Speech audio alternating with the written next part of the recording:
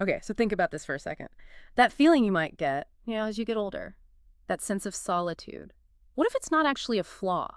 Something you need to, like, frantically fix? Mm, What if it's just part of it? A basic feature of, well, life itself? right. Today, we're going to tackle a pretty common idea, a cultural belief, really, and flip it on its head. We're exploring something kind of radical. Maybe this growing aloneness isn't a gap we need to fill, but actually a skill, something to cultivate, even master. That's a big shift in perspective. It is. And by the end of this deep dive, we hope you'll see embracing solitude differently. Not as isolation, but maybe as unlocking your real self. It could totally reframe how you think about aging. And the spark for this whole conversation, our main source today, comes from the really brilliant Japanese novelist Haruki Murakami. Ah, Murakami. Okay. Yeah. In his writings, specifically in something called Murakami's Travel Method, he makes this observation. It's quiet, but wow, it packs a punch. What does he say? He writes, and I'm quoting here, as people age, they inevitably become more and more solitary. Everyone does. But perhaps this is not a wrong thing. Okay. Not a wrong thing. Interesting. Exactly. He goes on, because in some sense, our lives are nothing more than a continuous process of becoming accustomed to solitude. So our mission today, let's unpack that. Let's really dig into what he means and see if it holds something, well, liberating for you listening. Okay, I'm in. Because let's be honest, we've all felt it, haven't we? That subtle shift, the years go by and things change. That huge group of friends you had, and maybe they're scattered now, different places, different For lives, sure. and family gatherings. Maybe they're not as frequent. Life gets busy, people move. And maybe you even find yourself saying no more often, just preferring a quiet night in. Yeah, absolutely. You choose it sometimes. Right. But society has a very loud narrative about this. It paints it as a problem. Something's wrong if you're alone more. Oh, definitely. Get out there. Exactly. Join this, network that, connect digitally with like everyone you ever knew. It's almost like being alone is seen as the ultimate failure. And that's right, where Murakami just flips the script. He throws a philosophical wrench right into that whole idea. Okay. Now, he's not saying loneliness, that painful feeling, that ache of disconnection where you want connection but don't have it. He's not saying that's good, not at all. Right. That's important. Loneliness hurts. It does. What he's talking about is becoming accustomed to solitude, learning to be okay, genuinely comfortable, peaceful when you're by yourself. So it's a skill, like you said earlier. Exactly, a core part of growing up, of living. It's not about becoming some kind of hermit or pushing people away. It's about acknowledging a really deep truth. We come into this world alone. We leave it alone. And maybe everything in between, the relationships, the experiences, the quiet moments, maybe it's all, in some sense, practice for that. Practice for being with yourself. Yeah. Preparation. A kind of rehearsal for the most fundamental relationship you have, the one with yourself. That lands differently because it highlights this weird paradox, doesn't it? We live in this hyper-connected world, constant pings, notifications, endless ways to communicate instantly. Non-stop. Yet it feels like we actively avoid real solitude. Like Sure. we run from it. We fill every single gap, every quiet moment with noise, podcasts, music, scrolling, binge watching. Anything but silence. Anything to not just sit there alone with our own thoughts. Even for 5 minutes, it makes me wonder, is that constant avoidance actually stopping us? Stopping us from becoming who we're really meant to be? That's a powerful question. So let me ask you listening. When was the last time you really truly sat in silence? Like completely silent, 10 minutes. No phone, no music, no distractions, just sat. And how did that feel? What came up for you? It's really something to think about. And, this idea of becoming accustomed to solitude, Yeah. I mean, maybe it's not just psychological. Maybe it's part of a deeper design. Like, think about astrophysics. Okay. Astrophysics. Where are you going with this? Well, when a huge star gets near the end of its life, right, it doesn't just sort of fizzle out. Often it does something spectacular. It burns incredibly brightly, a supernova. Right. Huge explosion of energy. Exactly, an intense burst of light and energy, and then it collapses into something really dense, really essential. A neutron star, maybe a black hole. Okay. I see the metaphor coming. Perhaps human aging is a bit like that, metaphorically speaking. As we get older, maybe our social world naturally contracts or shifts a bit. Yeah, it often does. But maybe we're not diminishing. Maybe we're actually burning brighter internally, consolidating our inner light, focusing our energy, collapsing into our most essential self. So it's a refinement, not a fading away. Precisely. a distillation into who we truly are. I like that image. It really shifts the narrative from aging as just loss, loss, loss to something more like concentration, Yeah. becoming more potent. Yeah. It makes me think of pottery, when a potter is working on the wheel. The closer you get to the center, the more stable it is. The edges might be flying off, water spraying everywhere, chaotic. Hmm. But the very center, it's still. It's focused. It holds the form. That's a great analogy. Maybe becoming accustomed to solitude is like finding that calm center inside ourselves, that still point where our real shape emerges. I think that nails it. And I've started to feel that myself, actually. I used to honestly dread quiet weekends. If nothing was planned, I'd feel this pressure to fill it, often out of, well, maybe a fear of just being alone. A lot of people feel that. But recently, Yeah. those quiet times, they don't feel empty anymore. They feel spacious, like an opportunity to actually hear myself think, to reconnect with what I want away from all the external noise and expectations. It's still a process, but I feel the shift. The pottery analogy really captures the quiet strength that comes from that stillness. And history backs this up, doesn't it? This idea of solitude as a place for creativity, for deep insight. Yeah. It's everywhere. Yeah. Think about writers. They don't usually write their best stuff in a busy coffee shop, right? Oh. It's alone at a desk. Painters in their studios. Scientists in the lab. Focused. Yeah, away from the crowds. There's something powerful about removing the constant noise of other people's opinions, their expectations, their demands. It lets your own authentic voice, your unique ideas, your deepest creativity finally bubble up. So think about it. What might you create or what might you discover about yourself if you weren't always managing how others see you or constantly reacting to what they need? Okay, so this isn't just philosophy. It sounds like a practical path towards becoming more, well, Yes, us. right. So how do we actually do it? How do we get past that sort of ingrained fear of being alone and actually embrace solitude? Good question.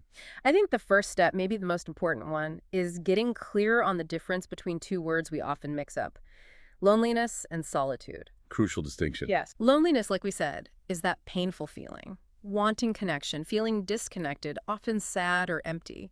Solitude, that's different. That's choosing to be alone because you see the value in it. It's intentional. Right. It's chosen, not imposed. It's restorative. An act of self-care, really. Turning inward on purpose. Exactly. And the great thing is, we can learn this. We can develop what we're calling solitude fluency, like learning a new language, but for your inner world. Solitude fluency. I like that. How do we start? We can start small with a daily solitude practice.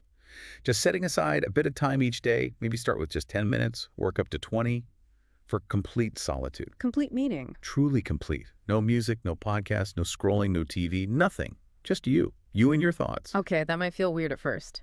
It might. Start with 5 minutes if you need to. The point isn't to do anything spectacular. Just observe what comes up. Boredom, restlessness, maybe a random memory, maybe sudden clarity about something. Don't judge it. Just notice. You're practicing being present with yourself, building that awareness muscle. Okay, daily practice. Then what? Then maybe add a weekly solo adventure. Once a week, do something intentionally alone that you typically do with someone else. Like what? Go see a movie by yourself. Visit a museum and just wander, looking at whatever catches your eye, not worrying about anyone else. Take a walk in a new park, eat lunch alone at a cafe, and just people watch. Ah, okay. Taking yourself on a date, kind of. Sort of. But the key is to notice how different it feels. Without the social back and forth, without performing or making small talk.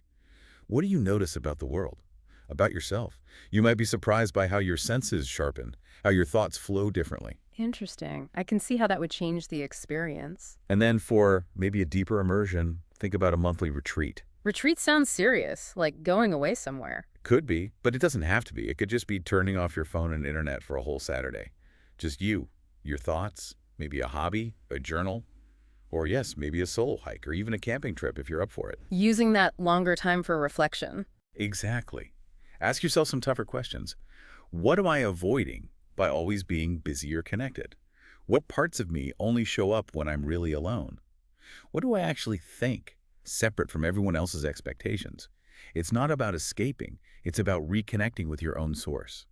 You know, what's really hitting me about Murakami's idea in these practices is that it's not about becoming isolated. It's the opposite almost. Oh, so By building this solitude fluency, this real comfort with yourself, this self-sufficiency, Paradoxically, it seems like your relationships with other people could actually get better, stronger. Absolutely. That's the beautiful paradox. Because you're not reaching out from a place of neediness anymore. Right. Not desperately seeking validation or trying to fill some void. Exactly. You choose connection from a place of fullness, of knowing who you are. You show up because you genuinely want to share, not because you need something from them. You can be more present, maybe? Less Ah, worried about yourself. precisely. You're not bringing your own emptiness to the table demanding it be filled. So here's a question for you listening. If you really truly weren't afraid of being alone, how would your relationships change? How might they deepen? Wow. Yeah. And this reframing totally challenges how our culture often views aging. We tend to see it mainly as loss, right? Losing youth, energy, connections. The decline narrative. Yeah. But Murakami's perspective offers something much more, well, empowering. What if aging is actually refinement, distillation? Like the star analogy earlier. Yes. What if every year, every experience, every relationship that naturally shifts or ends? What if it's all gently teaching us to rely less on outside approval, less on what other people think, and more on our own growing inner wisdom, Building that solid inner core. building an inner landscape that can sustain you no matter what's happening outside. It makes sense. When I think about the older people I admire most, the ones who seem truly peaceful, they're not usually the ones frantically trying to stay young or complaining about what they've lost. Who are they? They're often the ones who just seem comfortable in their own skin. They have this quiet confidence, this inner calm. It feels like they've done what Murakami talks about. They've become accustomed to solitude, not because they're lonely, but because they've found richness inside. They know who they are when nobody's looking. And that self-knowledge is everything. It really makes you wonder why some people seem to age with grace, while others seem to struggle so much fighting it. Yeah, what's the difference? Well, genetics and lifestyle play a role, obviously. Hmm. I suspect a huge part of it is whether someone has learned to actually enjoy their own company, whether they see that natural increase in solitude not as a tragedy, but as a return to self. So, viewing it as liberation rather than loss. Exactly. Seeing a smaller social circle not as failure, but maybe as freedom. A chance to shed the layers that weren't really you anyway. So here's a challenge, and it cuts against the grain. Instead of always asking, how do I stay more connected as I get older? Which is what we're always told to ask. Right. Try asking this instead. How can I become better company for myself? Ooh, that's a different focus entirely. Because that's the one person you're guaranteed to spend your whole life with. That's the undeniable truth, isn't it? From the first breath to the last, you're with you. Might as well learn to enjoy the conversation. Might as well make it a good relationship. So, what changes for you listening if you stop seeing solitude as just something that happens to you passively as you age and start seeing it as a skill, something you actively choose to develop? It changes everything. Because the core truth we've been circling around today is this. Coming into the world alone and leaving it alone. That's not the tragedy. That frame, that beginning and end, actually defines the most intimate, the most essential relationship you'll ever have.